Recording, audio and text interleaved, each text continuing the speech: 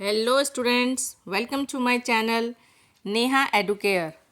आज हम शुरू करेंगे class 8 history chapter 11 the making of the national movement 1870s to 1947। राष्ट्रीय आंदोलन का निर्माण 1870 के दशक से 1947 तक। ये थोड़ा लेंदी चैप्टर है और इम्पॉर्टेंट चैप्टर है, तो प्लीज़ इसे ध्यान से सुने। राष्ट्रीयता का उदय, the emergence of nationalism. Bharat भारतवासियों का है और वर्ग, रंग, जाति, धर्म, भाषा या लिंग के भेद के बिना सभी लोग भारतीय हैं। भारतीय होने की जागरूकता और यह समझ कि देश के संसाधन और व्यवस्थाएं सभी के लिए हैं, इससे भारत में अंग्रेजों की वास्तविक भूमिका और स्वभाव को समझने में मदद मिली। 1870 1870 और 1880 1880 के दशकों में राजनीतिक संगठनों का उदय हुआ।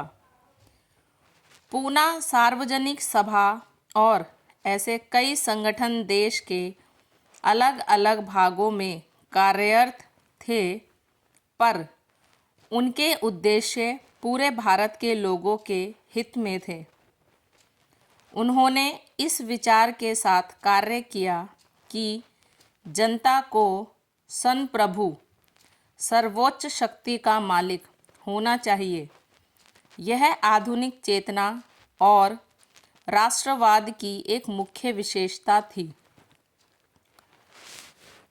1878 1878 में शस्त्र अधिनियम आर्म्स एक्ट पारित किया गया, जिसने भारतीयों को हथियार रखने से वंचित कर दिया। वर्नाक्यूलर प्रेस अधिनियम पारित किया गया, जिसके अंतर्गत यदि कोई समाचार पत्र सरकार को आपत्तिजनक लगने वाली सामग्री प्रकाशित करता है, तो सरकार उसकी संपत्ति और छपाई मशीनें जब्त कर सकती थी। 1883 1883 में लॉर्ड रिपन के विधि सदस्य सर कर्टनी इल्बर्ट ने इल्बर्ट बिल प्रस्तुत किया। इस बिल में भारतीय न्यायाधीशों को ब्रिटिश या यूरोपीय व्यक्तियों पर मुकदमा चलाने का अधिकार देने और भारतीय व ब्रिटिश न्यायाधीशों के बीच समानता स्थापित करने का प्रावधान था। इस बिल के कारण यूरोपीय श्वेत लोगों में व्यापक विरोध हुआ और सरकार को इसे वापस लेना पड़ा।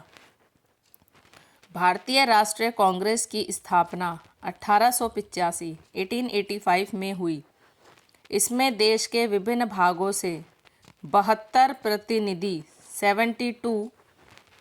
प्रतिनिधि शामिल थे, जिनमें दादा भाई नौरोजी, WC बनर्जी, सुरेंद्र नाथ बनर्जी, रोमेश चंद्र दत्त, S सुब्रमण्यम अय्यर, फिरोज शाह मेहता और बदरुद्दीन तैयब जी जैसे नेता शामिल थे।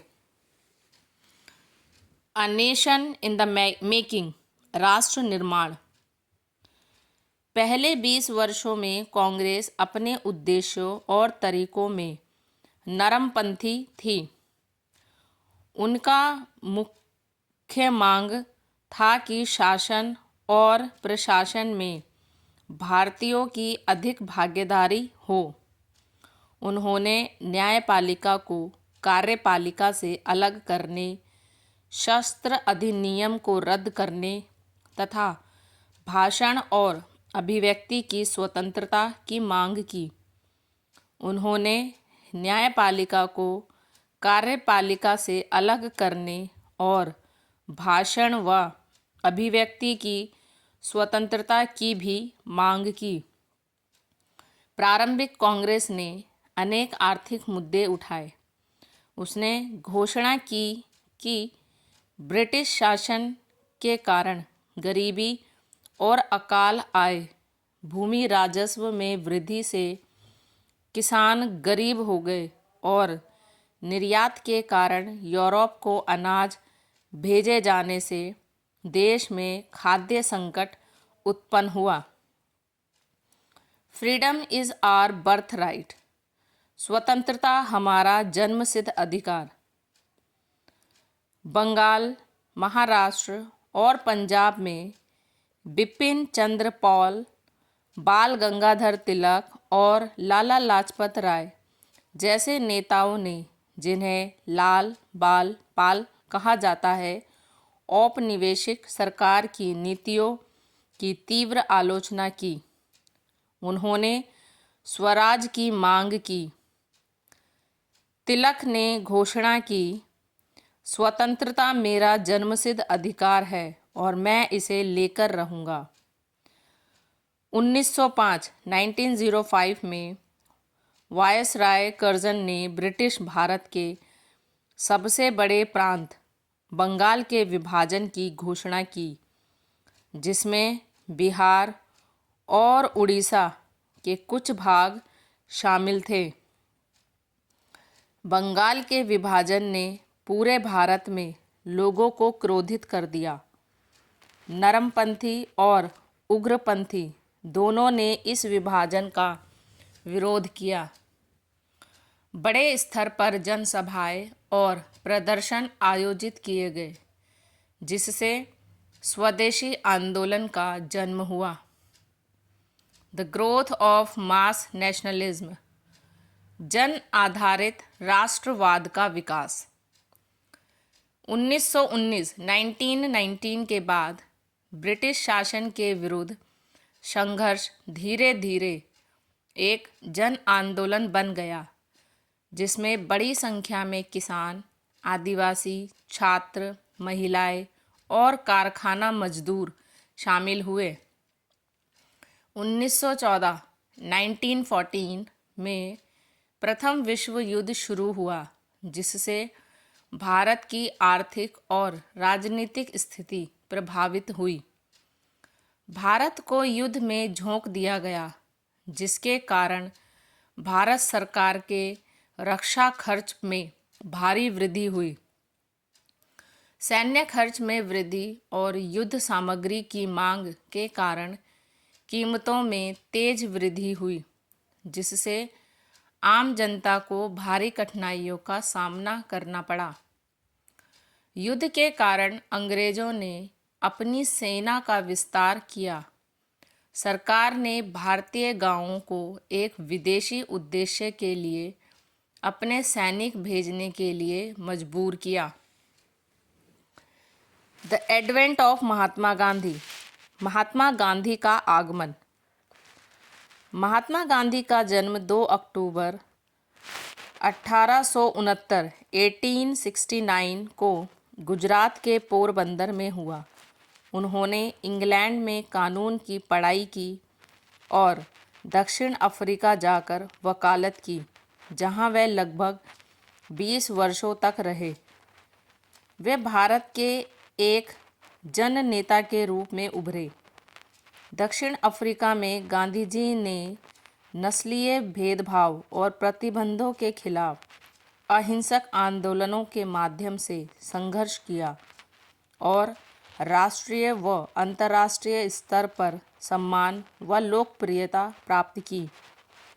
भारत लौटने के बाद गांधी जी ने प्रारंभिक वर्षों में पूरे देश की यात्रा की और लोगों, उनकी समस्याओं तथा देश की समग्र स्थिति को समझा।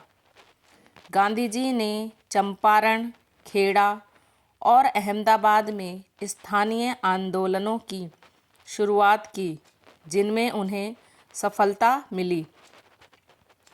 द रॉलेट सत्याग्रह, रॉलेट सत्याग्रह।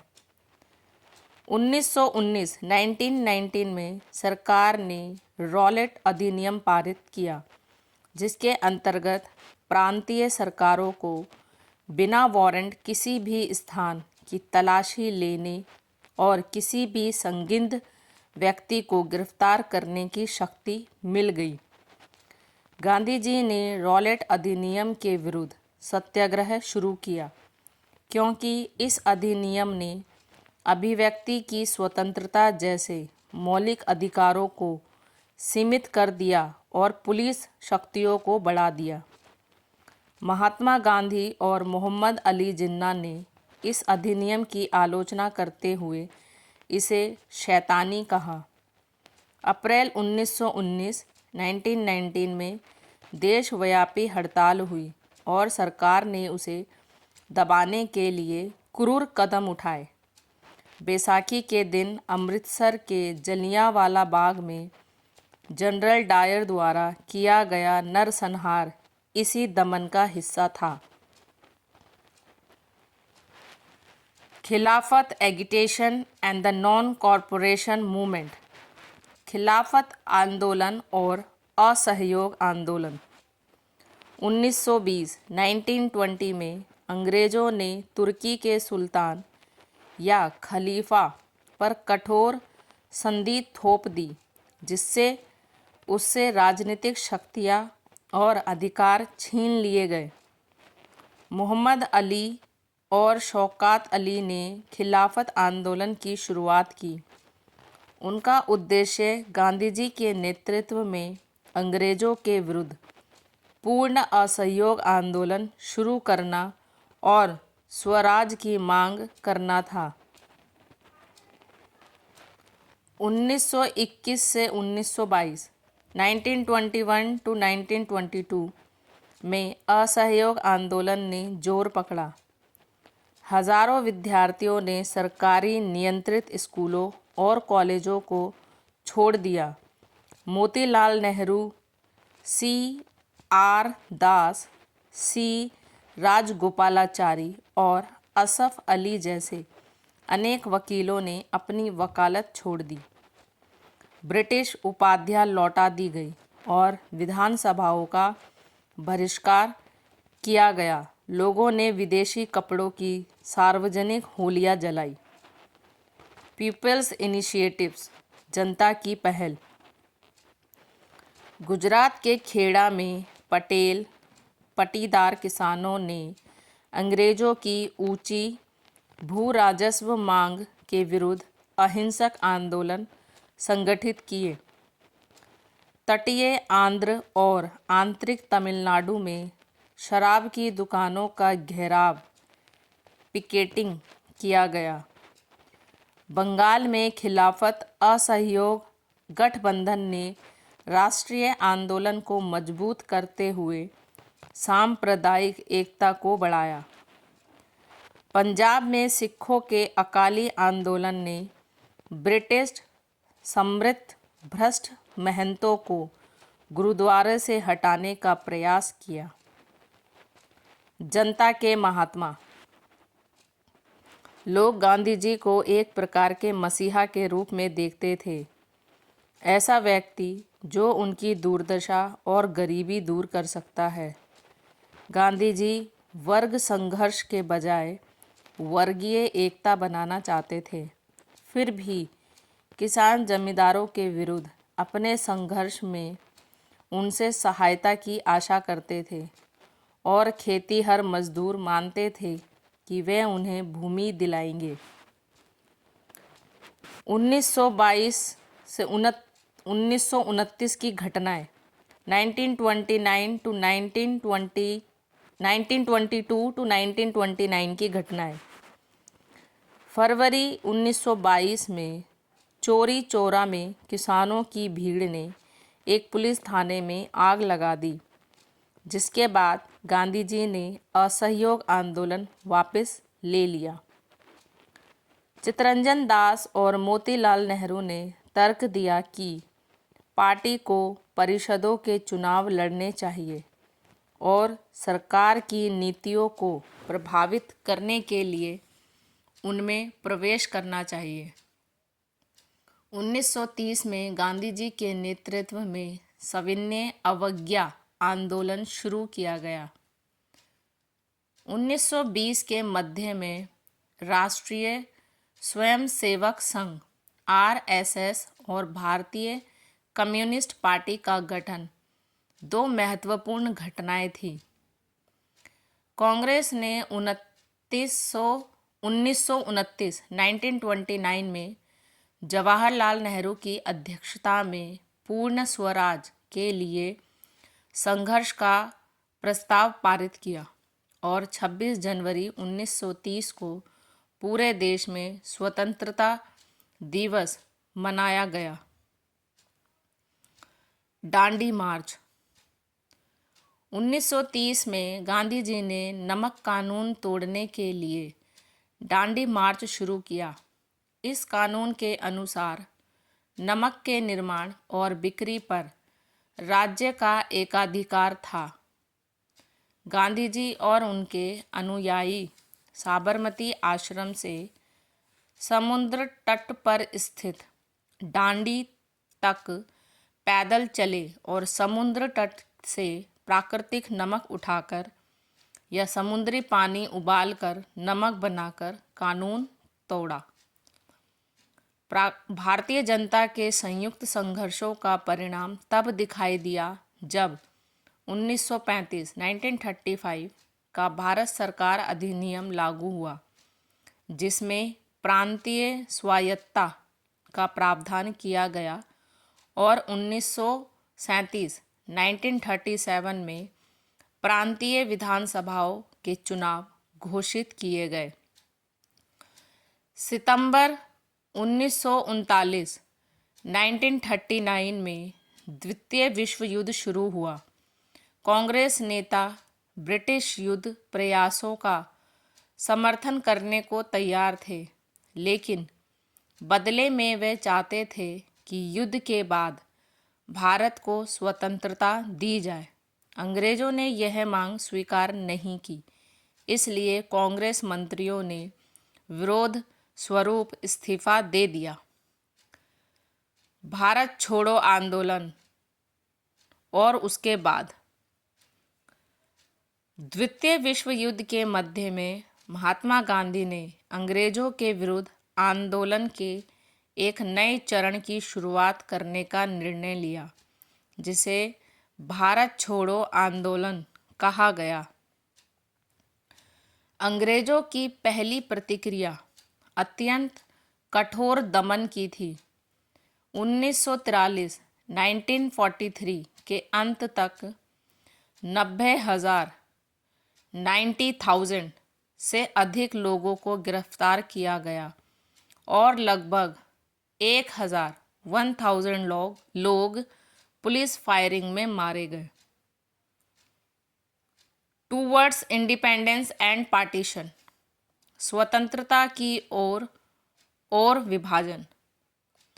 1940 में मुस्लिम लीग ने उत्तर पश्चिमी और पूर्वी भारत के क्षेत्रों में मुसलमानों के लिए स्वतंत्र राज्यों की मांग करते हुए एक प्रस्ताव पारित किया।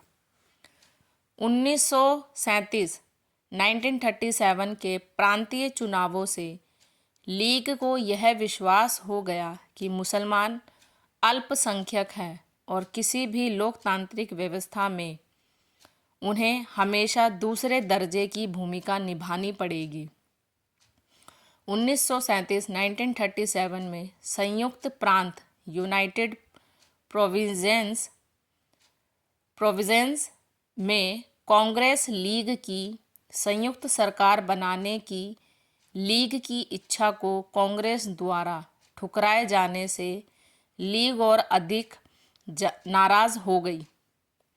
1945 में युद्ध समाप्त होने के बाद अंग्रेजों ने भारत की स्वतंत्रता के लिए कांग्रेस, लीग और स्वयं के बीच वार्ताएं शुरू की, लेकिन पाकिस्तान की मांग को लीग द्वारा तेज किए जाने के कारण ये वार्ताएं असफल रहीं। मार्च 1946 में ब्रिटिश मंत्रिमंडल ने इस मांग की जांच के लिए 3 सदस्यों का एक मिशन दिल्ली भेजा। 16 अगस्त 1946 16 अगस्त 1946 को लीग ने इसे प्रत्यक्ष कार्यवाही दिवस घोषित किया। 3 जून 1947 3 जून 1947 को विभाजन योजना की घोषणा की गई और पाकिस्तान अस्तित्व में आया। ब्रिटिश शासन से हमारे देश की स्वतंत्रता की खुशी विभाजन के दर्द और हिंसा के साथ जुड़ी हुई थी। Thank you. अगर आपको वीडियो पसंद आता है तो मेरे चैनल नेहा एडुकेयर को लाइक, शेयर और सब्सक्राइब करें। और अगर आपको इस चैप्टर की और शॉर्ट समरी चाहिए तो मुझे कमेंट में ज़रूर बताएं।